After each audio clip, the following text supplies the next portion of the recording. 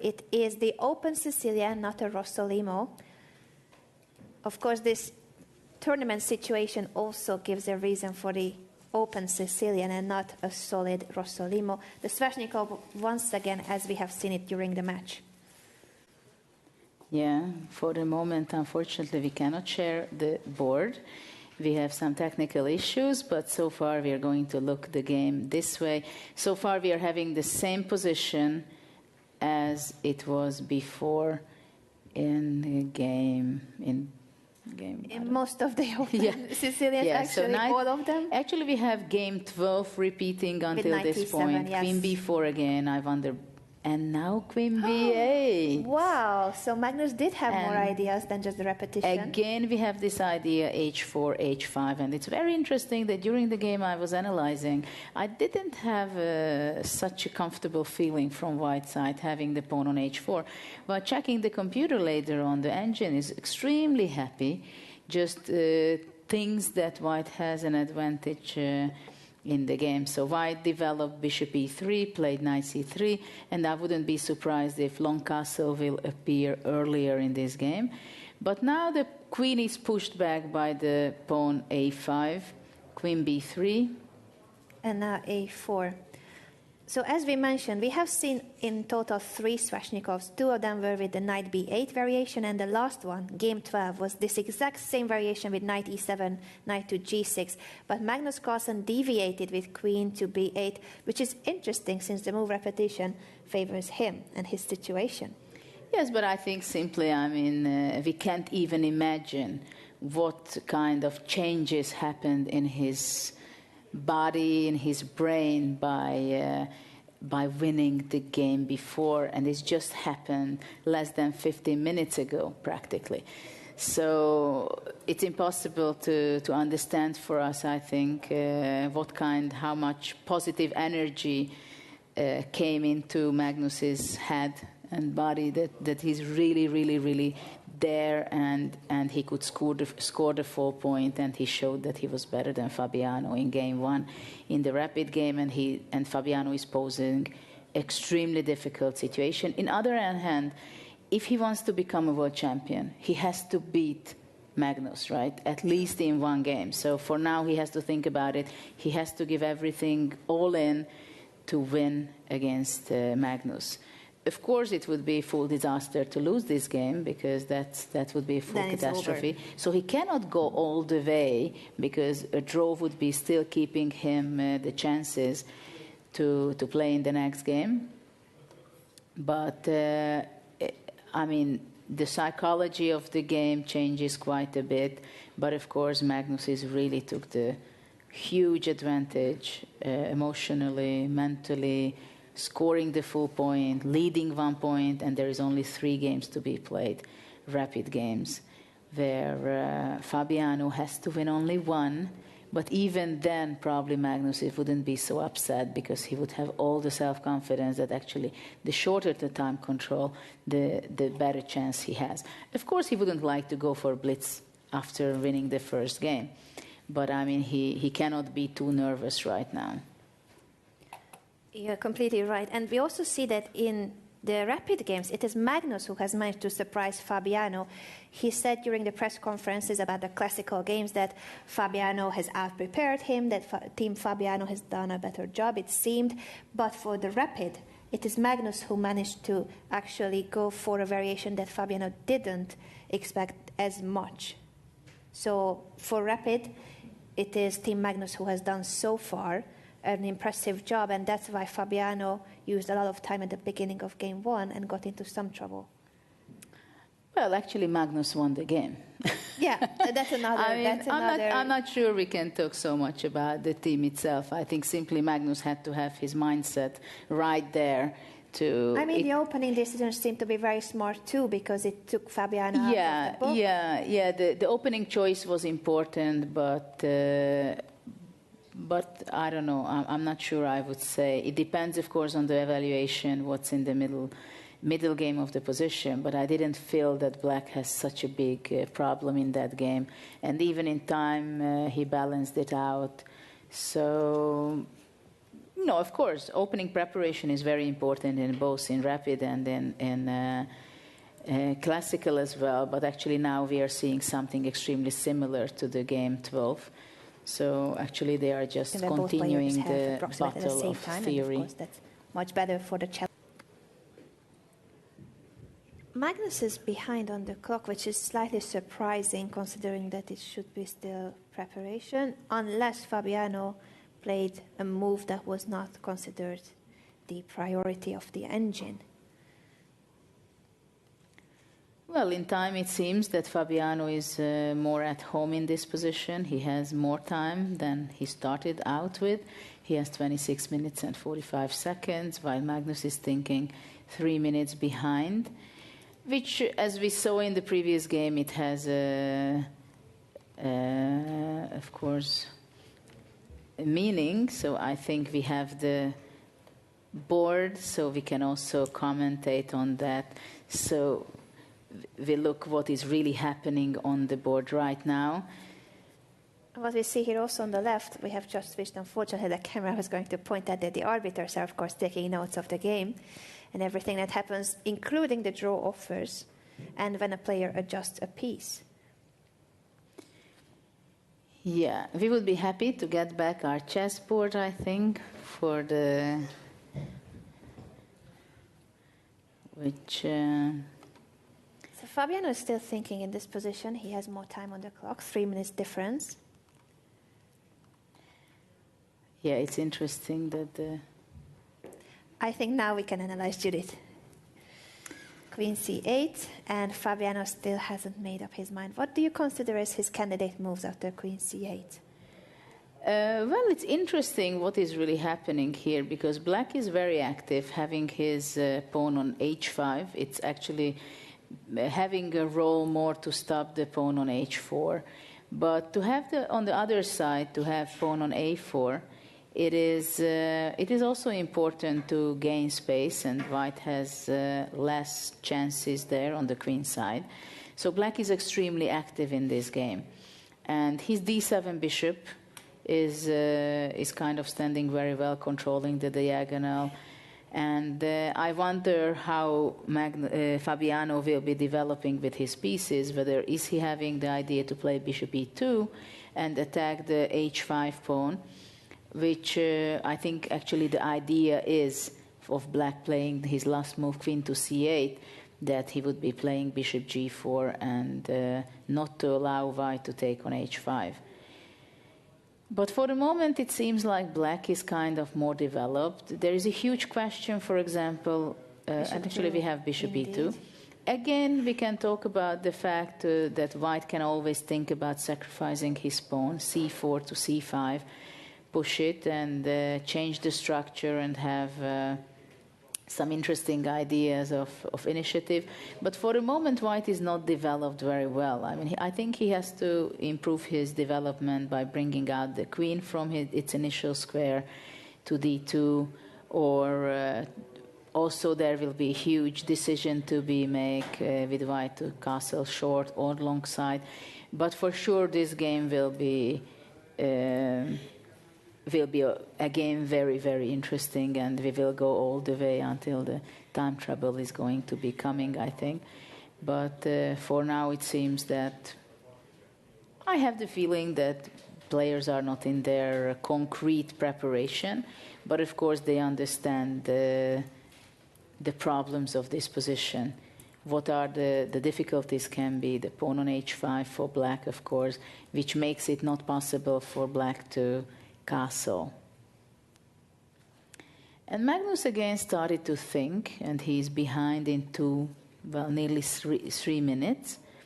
But of course, for the moment, it's not really an issue. It's not really a problem that he cannot be nervous, but he made a face expression which didn't mean that he's enjoying the position at the moment. That's surprising, and in general it has surprised us how Magnus has been lacking confidence. He usually is in beast mode, but somehow, as Karyakin pointed out, it seems that he entered a kind of a chess crisis during the New York match in 2016, and he still hasn't recovered fully. So we don't see the exact same Magnus Carlsen, and that's why he said at one of the press conferences that his favorite player from the past is himself 3-4 years ago, himself at the age of 23, 24.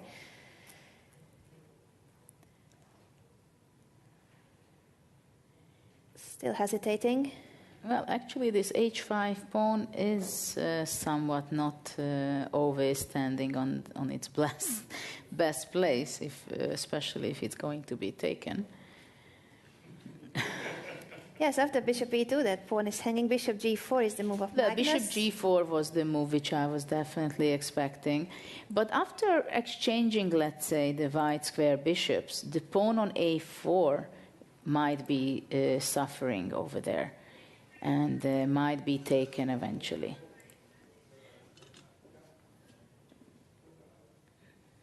What do you think is the continuation here for white after bishop g4? Well, the first question is whether white can take on g4, and then probably black would be captured. In other hand, if we would exchange all pieces, the white square bishops and the queens, then it would be, I'm not sure it's enough for white to gain advantage.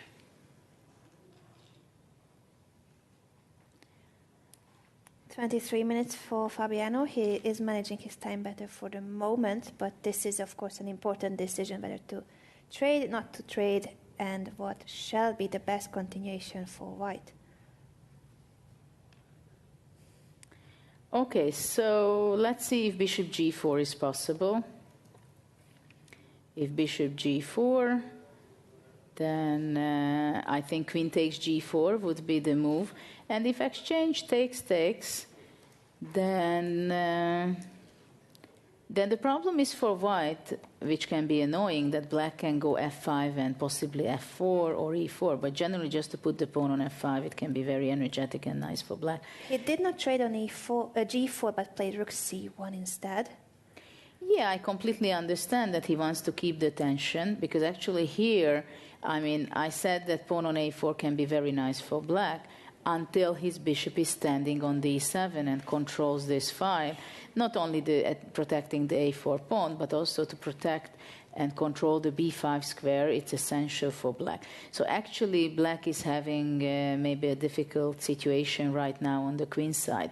He can be quite vulnerable, to be honest. Bishop takes e2 and queen takes e2. Bishop e2.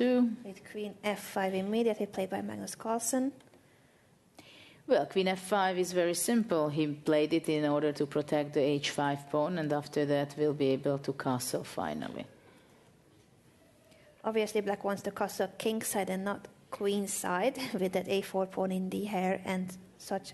And for the moment, actually, it seems like white is having an advantage. But, well, of course, I always want to try to play c5. I don't know if I'm right about that. Black's question is whether can he take and grab the pawn, or whether can he play simply go long castle, a short castle.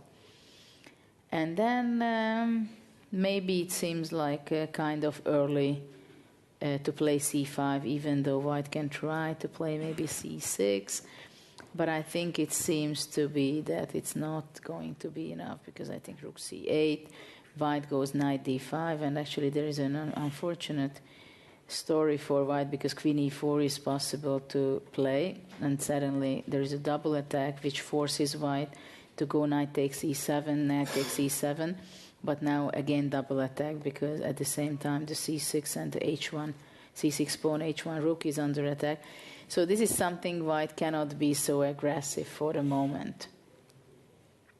In other hand, to castle short, I'm not sure it is so much advised, because already after that maybe black would be going queen h3, with the idea potentially actually to immediately, let's say white is going whatever, I just play a stupid move to show it, that white cannot do anything, because right after this, black is just reaching actually, maybe he's not reaching a perpetual check.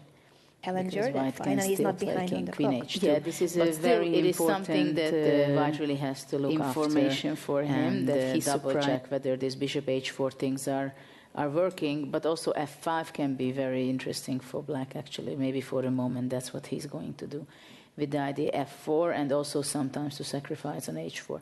So after castle, Fabiano really has to look after this option for black to be playing Queen h3. If not castle kingside, what else shall he consider? Well, I would be also thinking to go king f1 with the idea to kind of castling, having the rook on h1 and go to g2. But it seems a little bit somehow slow. And after castle, to go king g2. I'm not sure that I like it so much, to be honest. So after queen f5... After queen f5, let's see what else white can be doing here. So castle kingside is one option. King and f1, actually, we have c5 on the board. Option c5 played by Fabiano. You mentioned that this pawn break is important. It becomes extremely concrete. Let's see what happens if not castle, but d takes c5. Because after queen b5, queen d7, let's say, white can take on c5, for example, and after queen takes b5, knight b5, at the same time, by capturing back the queen, rook is defending the c5 bishop, which is extremely important, but I'm not sure it will be so good for white at the moment. If rook c8, let's say, because it's a pin for the moment, so white would be, let's say, going d6, bishop d8. Where both players have approximately at the same time, and of course that's much better for the challenger, that finally is not behind on the clock. It seems like after this is a very important king d7, and black is holding on, I think. I mean, it's blockading the d6 pawn, so everything seems to be okay for black. So this is in case of d takes c5, queen b5 check. Apart from queen b5, are there other options for white? Well, let's see what happens if d6, just starting sacrificing everything, and after bishop d6, maybe knight b5, with the idea that black has to go back to b8 or defend the bishop, because he cannot go back to e7 because of a check and taking the rook. But let's see what else can black do. Let's say, well, bishop e8 does not look good at all, because white would be taking bishop c5, extremely important, not only grabbing back one of the pawns, but to cut the road for castling for black. So here white would have great compensation. After knight b5, if let's say queen to e6, protecting the bishop on d6, it can be also kind of risky. First of all, white can go possibly rook d1, attacking the bishop, and still with the same idea that the bishop cannot be moved, so it has to cover the c7 square, because, for example, rook d8, it would not be possible because of the tactical rook d6, and knight c7. That's a beautiful tactical motive. So Magnus doesn't take the pawn on c5, but instead castles. I'm not surprised that he was not eager to grab that pawn, to be honest. And he went for a more solid way of continuation, because I think c6 is still early. The question is whether knight b5 now is possible, with the idea if takes d6, and then the bishop is pushed back, let's say, to d8, and then bishop c5, having the queens on the board. And actually the d6 pawn is very strong. In other hand, bishop a5 can be a good move for black, I think. So this is something I'm not necessarily so positive about white's position. If that happens, if let's say takes on d6, takes, and now white would be castling. And this is a big question, because knight b5 is always there, and actually it cannot be really stopped by by black, and it can be very annoying for black. And this d5 pawn can be very active. On the other hand, black can try to go e4 with the straight and immediate idea to make active his knight from g6 to go to e5. This is something white has to look after. And of course, we should never forget about the possibility of taking and playing queen h3, because actually d6 bishops can be very, very brutal in these cases. So let's see actually what did Fabi have in mind on castle. It's a very good question. He hasn't revealed it yet after c5 castle kingside. Fabiano is thinking. And actually he's back, he's behind in time. He's behind 4 minutes. Or I see it wrong. I thought he's since 13. Ah no, he has 19 minutes. Does he? Good question. I can't confirm it to you yet, just a moment. No, I think he has 19 minutes. So actually he has plenty of time. Yeah, so now this is a big moment. Or can he go, for example, crazy move like f3 and g4, which I can hardly believe, but you never know. But these pawn moves usually don't work out for Fabi. I mean, he went h3, g3, f3, and none of them were so convincing. But actually, for the moment, it seems interesting. After dc5, g4. And if black would be taking, I would be planning to take it back. And then when black goes back to d7, well, h5, knight f4. I mean, it seems to be very dangerous for white, at least as much as for black. Which is not exactly what Fabiano should do. As you said, of course, he should try to come back, he should try to bounce back, but he cannot risk everything, because if he loses this game, then the match is basically over. Yeah, I mean, there are ideas to exchange queens, for example, to take on d6, takes, and play queen c2, which not necessarily something white can be so proud of, because black would be taking, and possibly immediate f5. And then, of course, black wants to go e4, black wants to go knight e5. And so this is a big question, how white wants to continue after castling. Hi, Daniel. Hi, Judith. How are you? Great to have you here. Maybe you can tell us some more inputs. What was really going on in Game 1? Not at all. What is the atmosphere? What is the atmosphere out oh my goodness. around the playing area? Everybody is crazy, I guess. You cut it with a knife. So many TV crews in today. So many people. The press room is chock-a-block and overflowing. It's just an amazing atmosphere out there. Game 1, I thought Fabiano had done enough to hold this game. I'm sure he was holding. I mean, when you have this rook on the 7th rank, this must be fine. And Magnus somehow broke up his kingside pawns. Yeah. I think clearly Magnus missed a very good opportunity earlier. Which point was that? Well, I think instead of going into this rook and pawn endgame... Yeah, you wanted to take the other pawn. Simply take on d4. And after king f7? King h1. Not my move, of course. This, of course, is the computer recommendation. And then just rook d1 and tie up the position, and rook d6. So simply to avoid the big trick with knight e5. I mean, the thing is, king h1, okay, this is, of course, the kind Well, he went for the safe thing. Yeah. I mean, I have a funny feeling he might have seen the possibility of king h1, but thought, okay, this is too weird and wacky. I'm not going to go there. It's a risky move. Yeah. And well, unfortunately, we cannot show you. Yeah, he sensed it might not have been right. Yeah, probably this is why he was spending so much time, because that was a crucial moment. He understood that this is the moment of the game, whether am I really winning already or it's not there yet, and then he chose this way. But actually, I don't know if you were looking or checking or talking with anybody about after check, bishop check, and took the pawn, I thought black can go knight e5 anyway.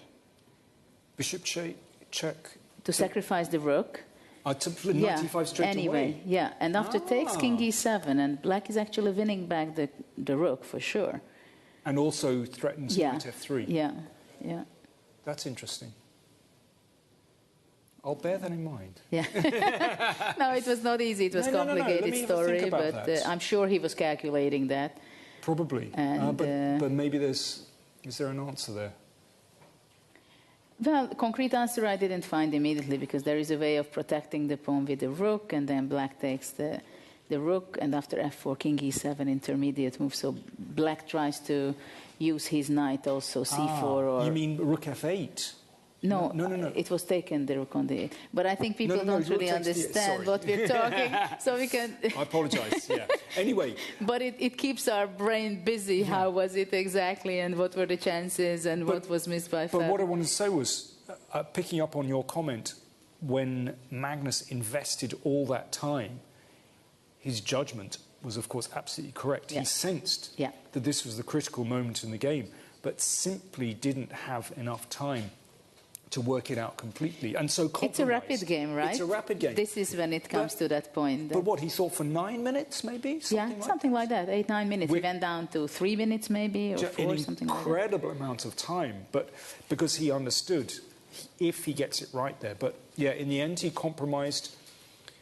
Well, the result, the outcome, was successful. Yeah. But yeah, I think Fabiano, of course, you lose the game, you're very disappointed, but he knows he was drawing that position. Sure. I think it's extremely difficult for him to get back, I mean, in 10 minutes, knowing that he had really very close chance there. Yeah. But, of course, with such a short time on your clock, it's extremely difficult. But what about today? Sorry, yes, what about today? Because so far we had a repetition of opening of game 12, but still there is a little difference. And black has this pawn on a4, which can be a problem, I think, later on. I didn't like this move c6, because after takes... I thought this was the critical move. I also think it's the critical move, but simply after rook c8, you have no knight d5, because of queen e4. This is the problem. Okay. And actually it would force white to take on e7, take, and then you're going to lose the pawn on c6. Yeah. So this is something white just simply cannot be playing. Okay, so... That's the issue. So after rook fc8, what does Fabiano has in mind? To play queen b5? But this is scary on the king side. I mean, queen f3. Queen f3. Queen f3 hits the c6 pawn. It's terrible. Okay, let me have a think. I mean... Okay, worst case, we simply give the pawn and play knight d5 or something, but obviously... You can't. After that, you're just lost. No, not lost, but it's just...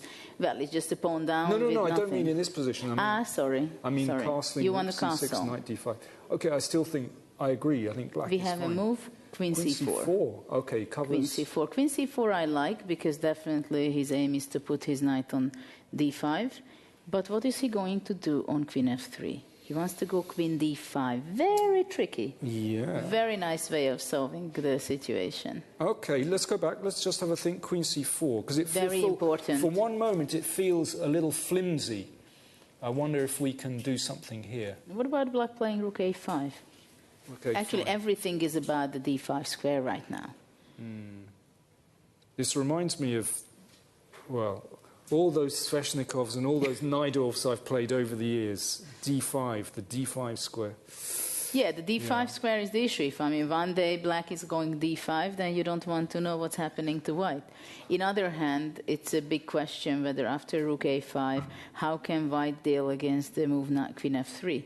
And with all the attacks on the long diagonal. Well, bishop b6 is crucial, I think. That's the main question. And let's say queen f3, if white can play queen e4. But after queen e4, black is going to be taking, and rook b5. Oh, rook b5. Rook a6 actually is also quite good. I just wanted to attack and play d5. Yeah. But I think rook a6 is just at least as good. Okay, but let's go back. Oh, bishop d8 played. Clock time's 15 for Magnus, 14 for Fabiano. Yeah, bishop it's pretty balanced for the moment. But okay, but that's a compromise. I don't like from black point of view. Of course, it's a very simple idea. Knight e7, he just wants to get rid of the c6 passed pawn. So we play knight d5. But I think it has to be played. And after... Is there some forced draw if... Okay, so for example, queen f3, castles. e4. And I think it will be e4 and he wants something... to sacrifice. Yeah, definitely. Where both players have approximately the same I time. think that's his reasoning. Yeah, but it's not necessarily... I mean, it can be very unpleasant for white. Also, knight e5, knight g4. Well, sorry, if I sometimes. can just go... Okay, I was trying to get tricky with rook c6 and queen c... Something more forcing, but okay, there's always knight e7 checks. But anyway, no. Yeah, e4 as well. So I think this may be his thinking. Well, now there are a lot of moves, of course. Knight e4 is also something to consider after the bishop left. Okay, hang on. Again, queen f3, I think. Yeah, why not? And actually, there are some tricky ideas, I think, that black can take. Knight d5 played. Knight d5 played. Yeah. So let's see what he has in mind after queen f3, right? Bishop h5 is also something to consider, of course, for black, and after king e2 to go e4.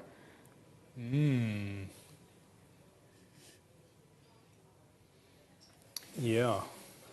It looks not so funny for white, is And it? knight e5 coming. Yeah, I mean, okay. I mean- we'll bear in mind knight e7 check, of course, but First, black will first be we'll giving give a check. there. I mean, yeah. Do you know what? In some ways, And where why both is this a players have surprise approximately that the black same is time, and okay? of course that's His much pieces are better better for the challenger coordinated. that finally he's not who's Blacks. blacks? Well, I don't know. I like very much white's position, but I don't like the king The of king. white. I mean, everything is perfect. That's what I Everything tell is you. perfect. You should just go to a1 and then fine, Then you're fine. right? But the king completely messes it up. Yeah, but actually, black's position is so good because of the white weak spots on g4, h4, h3, and the problem of the e4 move. Actually, I don't know exactly what... We have a move, do we? No, bishop a5 is not played yet. Not yet. But what can white do? I just don't understand, really. e4? I mean, is knight f4, or what is it going to happen?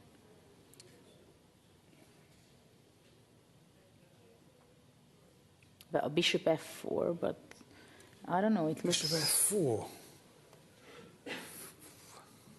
Well, it's not that I'm so happy about it, but I just don't see another move. And we have e4 immediately.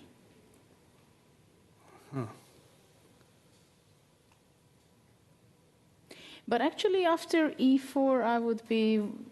Well, of course, f4 is not necessary. F4!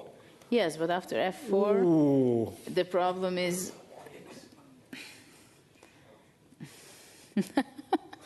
Okay, be my guest. Yeah, I understand.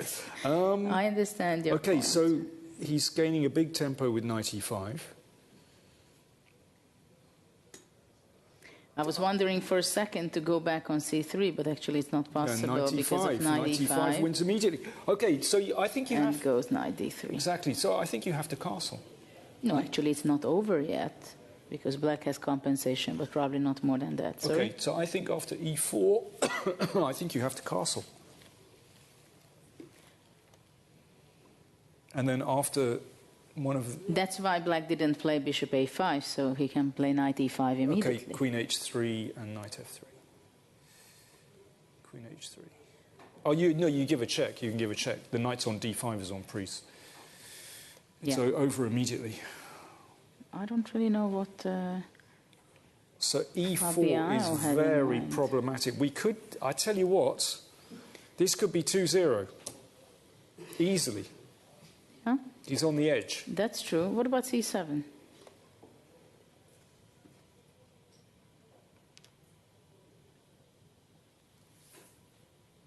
It feels like I should be taking that. With what? With bishop? And now somehow knight e5.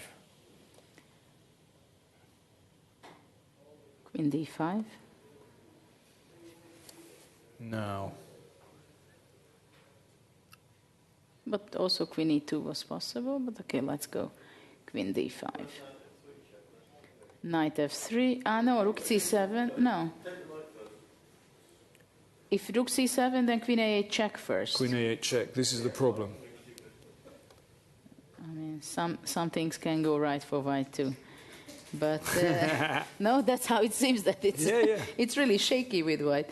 So let's say knight d3 and then king e2. Okay, give a check. Queen f3, king d2. And now. Well, white can say that he has a piece up. It's already something. It's already a big something, but I play rook b8.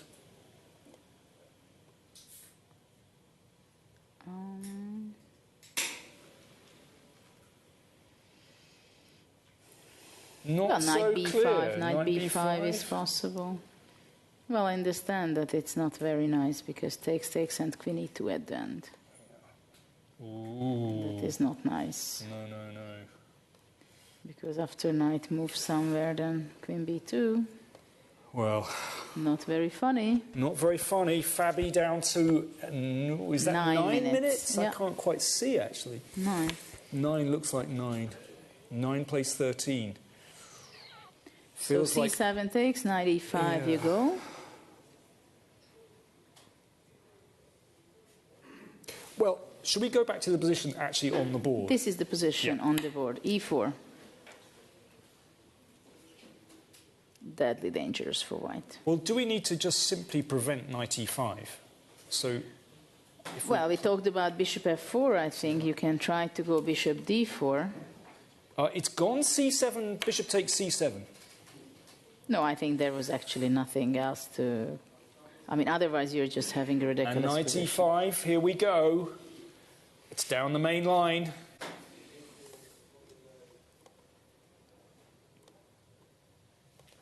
Oh dear. Critical. Well, queen c3 maybe. What about queen c3?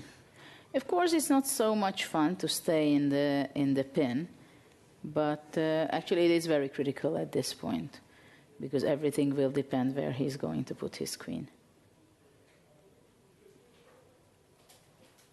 But queen c3 actually I like. Yeah. Now, give a check. Yeah. King d2.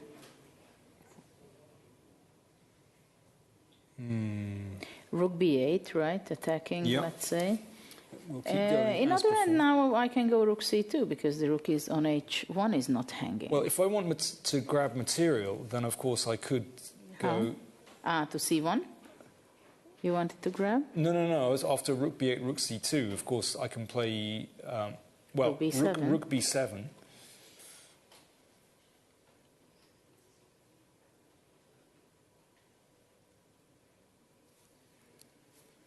If I take that knight, it's game over. Yeah, it's not easy. What else can white do? Queen d5 actually was the move. Queen d5 we were checking. I mean, that's kind of a logical way of saying, but actually even rook b8 is possible. Straight away. Yeah. Just to keep it in mind, this little rook c7. And even after castle's rook c7. Yeah, yeah. So tricky. Even after rook c7, white can go queen d6. But it's definitely more dangerous for white. Could, I wonder, instead of rook c7, could we play queen h3? Queen e4. Queen just e4. simply queen e4, hold it. Okay, well, okay, rook b4. Yeah, and there are okay. always things I understand. Simply a blunder, yeah. Okay, so From which side? My point of view. Yeah, because I forgot about because queen of queen g2. No, I forgot about queen is, e4. Okay, so we do have to take on c7. Yeah. So queen d5 looks, of course, the best option, but we checked. What did we play? We played knight d3, but actually I went king e2. I think maybe I should go king d2. Yeah, but we had this before, didn't we? King no, d2. But king d2 no, immediately. then I had a check. Yeah. So I don't Right. even understand why I didn't go to d2 immediately. Okay. Then we should definitely play rook b8 instead of checking.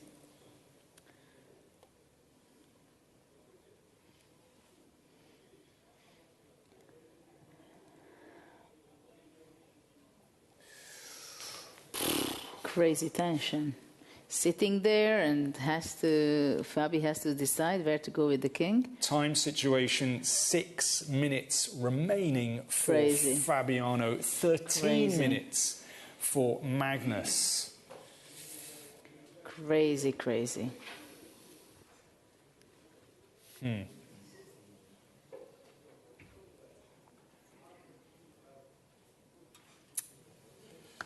I was just upstairs, and Fabiano's parents have arrived in town. And they're up there looking at the board in a very tense way, I can tell you, understandably.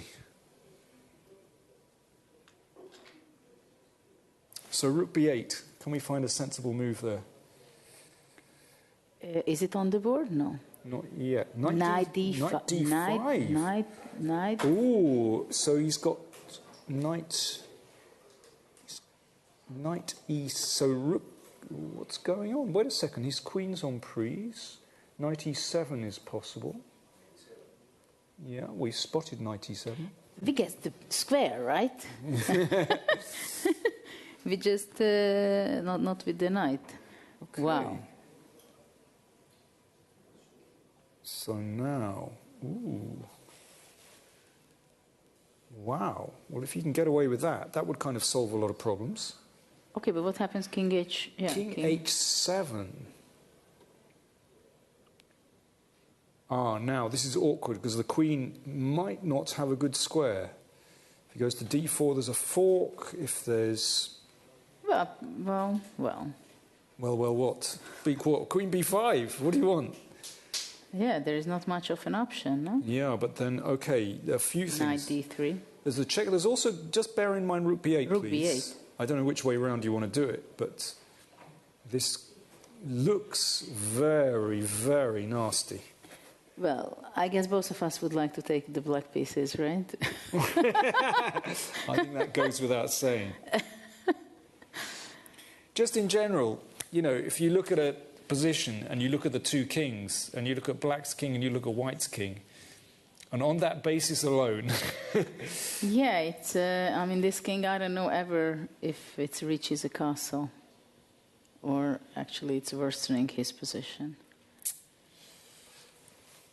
King h7 played very quickly by Magnus. He'd obviously foreseen the tricky knight d5, but actually this looks even worse than the options that we were considering, because the queen simply doesn't have a good square. If queen e2, then, well, you check with the knight and you take on d5, for example. Well, this does not look very promising for white, softly saying. 4 minutes for Fabiano. Down on time, down on position.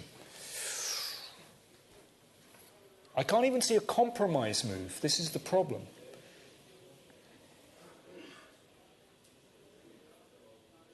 What about knight? Can he play Knight e7 anyway?